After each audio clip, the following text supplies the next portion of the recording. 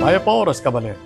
Kaya taming mabilog ang pwersa ng GNN TV44 o tiyela rin makapanahon at lokal istoryang dapat yung abalo, kapamilataning garantisado, kumpleto ang pambalansi informasyon. O rin ipure balitang may kalap ining Martis, October 21, 2025. Yako po'y beniginto at iti ing News Force, Pampanga. Ing Heritage Tours kareng kayanakan at estudyante ing Pasig na nga ni Angeles City Government kapamilataning Tourism Office ay ni-report ng Patricia Mamangon. Pasig na nga ni Angeles City Tourism Office, king pamanimunan ng Tourism Officer Louis Lazatin ng kampanya king turismo ning syudad kapamilataning Heritage Tours ase sentro king kultura at tradisyon ning Angeles City. Lalam ning tagline na Experience, Live, Love Angeles City. Pero meron tayo isang yaman na hindi matutumbasan. Ito ang puso, talento at kultura ng mga Angelenyos. We want to connect travelers not just to destinations, but to stories, to people, and to culture.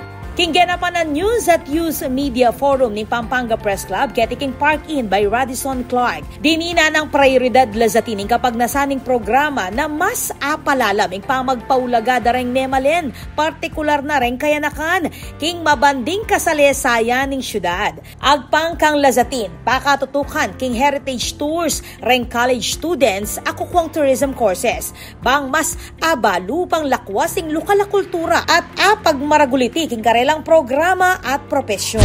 Nung nakita po natin yan, we tapped to schools and invited students. Maski even po ang students natin na taga dito, they haven't even been to the Pamintuan Mansions. They haven't even been inside the Museo ng Angeles. They don't know the story behind the Holy Rosary Church. So we start po muna kung sining nasa atin, yung sariling atin muna. And then dun natin, we open up to others. Taga Manila, international, but our priority first is our students. Kabilang kareng destinasyong puntalan king heritage tours ing Pamintuan Mansions, Museo ning Angeles, Holy Rosary Parish Church at ing Kulinaryo. Pabalo na mo namang Lazatin na kabilang kareng plano ning city government lalam ning pamuntok ng Mayor John Lazatin para king tutuking banwa ing mika air condition jeepneys adudurot kareng mani mo ng heritage site king syudad bang maging komportable ing biyahe dareng turista. Ako po, Patricia Mamangon para king News Force Pampanga. Balitang tutuking balen, susuyo. Sinigurado ng DOTR, Assistant Secretary for Right-of-Way and Site Acquisition IC Calaguas, ing karelang commitment king makapanahong pamangumpleto ng NSCR at MMSP. I report. Tiniyak ng Department of Transportation o DOTR sa pangunguna ni Assistant Secretary for Right-of-Way and Site Acquisition IC Calaguas ang kanilang commitment sa napapanahong pagtatapos ng North-South Commuter Railway o NSCR at Metro Manila Subway Project o MMSP sa pagdiriwang ng 50th anniversary ng Kiwanis Club Angeles City na ginanap sa Clark. Binigyang diin ni Calaguas na ang mga proyekto ay nakatakdang maghatid ng mas mabilis, maginhawa at episyenteng biyahe sa publiko. Hindi raw hihinto ang ahensya sa pangunguna noon ni Secretary Vince Dizon at ngayon na si Secretary Giovanni Lopez hanggat hindi naiyahatid ang efficient mass transport system sa bansa. Ayon kay Calaguas, alinsunod ito sa direktiba ni Pangulong Ferdinand Marcos Jr. kay DOTR Acting Secretary Giovanni Lopez na pabilisin ang mga proyekto upang mapabuti ang transport infrastructure ng bansa at mapalago ang ekonomiya.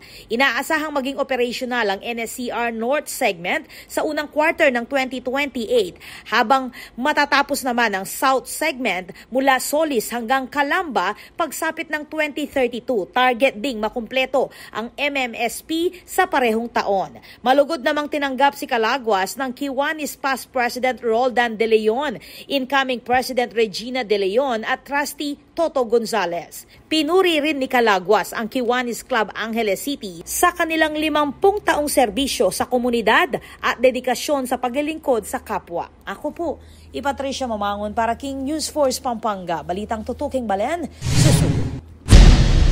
Pepalwaleng Senator Risa Ontiveros, ingkayang SALN para kimbanuang 2024 at manyaos transparency kanayang magobra king gobyerno. Inilabas ni Senator Risa Hontiveros ang kanyang Statement of Assets, Liabilities, and Net Worth o SALN para sa taong 2024 bilang bahagi ng panawagan niya para sa mas bukas at transparent na pamahalaan. Batay sa kanyang SALN noong December 31, 2024, idineklara ni Hontiveros ang kabuuang assets na 19.88 million pesos, liabilities na 897,840 at net worth na 18.99 million pesos. Kabilang sa kanyang mga ari-arian ang 3 residential properties, cash deposits, 2 sasakyan, kasangkapan, alahas at equity sa ilang installment purchases. Ayon sa dokumento, mayroon siyang car loan na 897,840 pesos at mga investment bilang stockholder. Muling iginiit ni Hontiveros ang kahalagahan ng malayang pag-access sa SALN ng mga opisyal ng gobyerno na aniya ay susi sa pagpapalakas ng transparency at pananagutan sa serbisyo publiko. Pinuri rin niya ang hakbang ni Ombudsman Jesus Crispin Remulla sa pag-alis ng mga dating restriksyon na ipinatupad ni dating Ombudsman Samuel Martires na umano'y naging hadlang sa paglabas ng mga SALN. Ayon kay Hontiveros, the new rules should be applied equally to all public officials from the highest to the lowest, past or present. Sabay diin na dapat pa ring isaalang-alang ang privacy at seguridad ng mga opisyal. Ako po, Patricia Mamangon para King News Force Pampanga. Balitang tutuking balen, susuyo. Atin pa mga paling balita, king pamagbalik ng News Force Pampanga.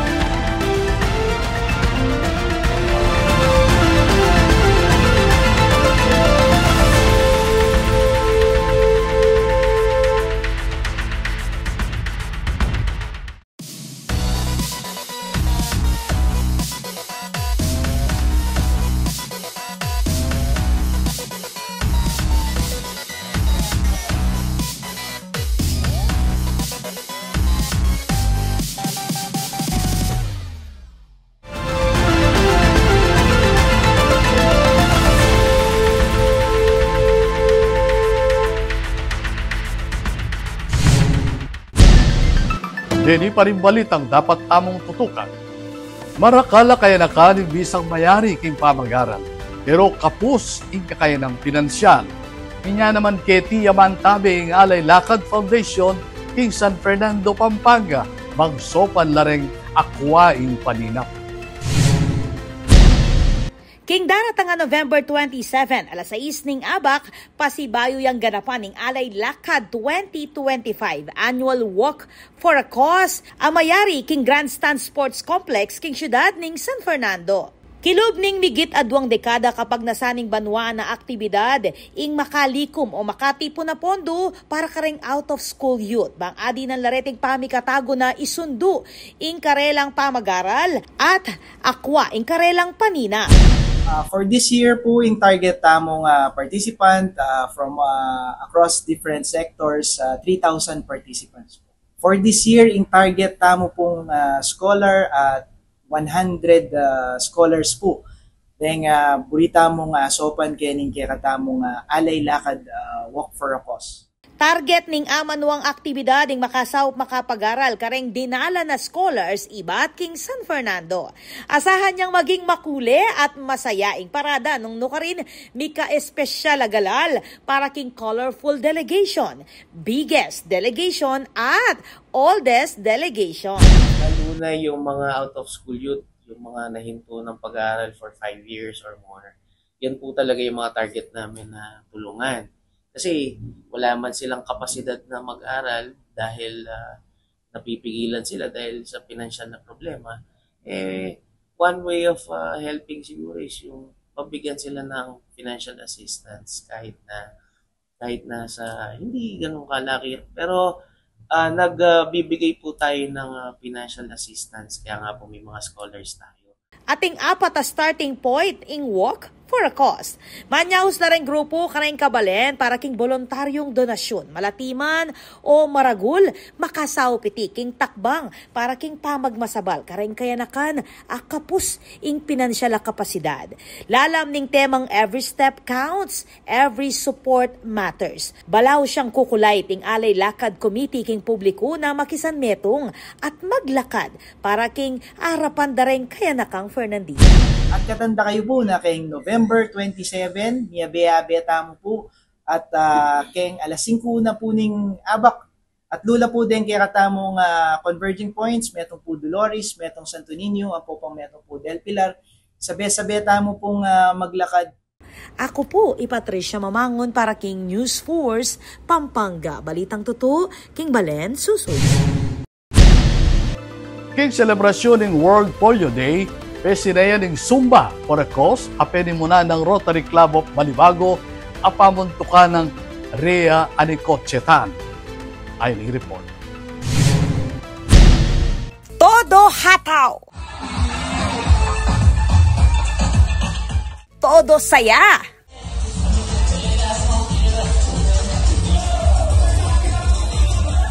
Ito ang naging Zumba for a Cause ng Rotary Club of Balibago bilang bahagi ng paggunita ng World Polio Day. Pinangunahan nito ni President Rhea Anicochetan kasama ang certified Zumba enthusiast na si Vice President Lea Rivera Bais. Yes, ang End Polio campaign po ay Rotary International's campaign to eradicate polio in the world. So actually ay national and Polio Day. And Polio Day po natin. Hanggang bukas ay simultaneous po sa district din po namin na gumagawa ng different events ngayong October. Mahigit sa 1,000 Zumba dancers mula Central Luzon, kabilang ang Bulacan, Pangasinan, La Union, Tarlac, Nueva Ecija, Bataan at Pampanga ang nagsama-sama sa Infinity Activity Center, Angeles City para makiisa sa layuning wakasan ang polio. Wellness na, may papremyo pa, nakatulong ka pa sa community, nang eradicate mo pa ang polio. Layunin ng event na ito na palakasin ang kampanya ng Rotary International's End Polio Now at makalikom ng hanggang 200,000 pesos para sa advokasya. Katulong ng Beauty Derm also, Beauty Derm and May raffle. May raffle kami. Actually, may 55 inches TV. Imagine, sasayaw ka na, makakatulong ka pa, at may chance ka pang manalo sa mga raffles. Isa sa mga major sponsors ng event, ang Beauty Derm, na patuloy na sumusuporta sa mga proyektong tumutulong sa kababaihan at komunidad. Dapat yung mga nanay na panisan-minsan po, kailangan po mag-enjoy sa Zumba po, hindi lang po sa bahay. Salamat po kay Rotary Club Balibago na dahil kami ganap pa programa ngayon ni para kasama po ako sa kababaihan tsaka ito po malang gawain kahit hindi po kayong dalhin niya makapag-enjoy lang. Dumalo rin sa event ang mga Beauty Derm Ambassadors na sina Tonton Gutierrez at Glidel Mercado bilang suporta sa Women Empowerment Advocacy ng Rotary Club of Balibago. Sa Rotary Club of Balibago, of course, we from Beauty Derm, we are the ambassadors, one of the ambassadors of Beauty Derm. So, kung naman yung mga ginagawa ng Beauty Derm, we always support 100%. Siyempre, to end polio right now, full support kami dyan. Tsaka sa lahat na ginagawa ni Ms. Rhea Tan, full support kami. Kabilang sa mga papremyo, ang livelihood showcase mula sa Beauty Derm na siguradong makakatulong sa mga kababaihang gustong magsimula ng kabuhayan. Present din sa event ang mga dating opisyal ng Rotary Club of Balibago at iba pang sponsors tulad ng Iremia na nagbigay suporta para sa isang makabuluhang layunin, ang pagsasayaw tungo sa mas malusog at mas magandang bukas. Yes, ang napakaganda!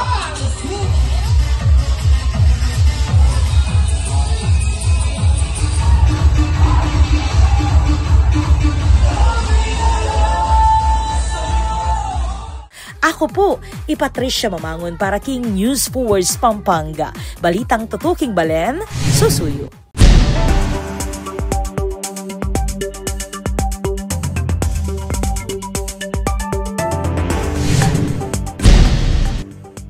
Kaya katamong pakibaluan ng bili ng panahon King Lalawigan, ilob ng 24 oras. Belaos na linuwal King Philippine Area of Responsibility in Bagyong Ramil, anong nuka rin may akit siya king dayong 350 kilometers west of Sinait, Ilocos Sur. Amag dalangangin ng 65 kilometers hanggang 80 kilometers per hour malapit king sentro. Papunta iti king direksyon na northwestward, king bilis sa 25 kilometers per hour. Sumangit na niti, pakaranas pamuring pamanuran king Bandam Bay. Masanting naman yung panahon king Maragula Party ng bansa. Alay ang akakiting pag-asa, a low pressure area, kilog at luwal ng Philippine Area of Responsibility.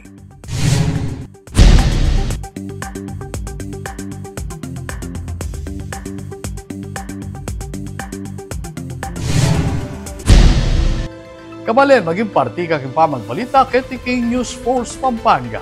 Anumang kaganapan, isyo o reklamo king kaya lugal, malyari mong ikwento o isumbong kapamilat na rin bumirong mayakit king kaya kayo screen.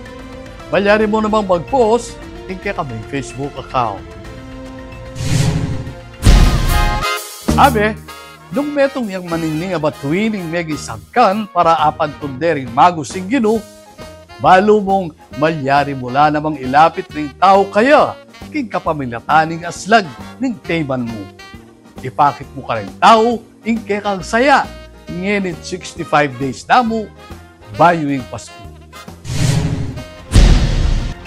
Palalakaran ng News and Public Affairs Team ng GNN TV 44, iadilan kayong mata sa kalidad ng lokal na pamagbalita bilang panatang serbisyo kanisam lang Kapampangan. Ayal benyo lang ining Martis, may kala pa istorya, ketiking probinsya. Yako po ibeniginto at ini ing News Force Pampanga. Balitang tutu, King Balen, susuyo.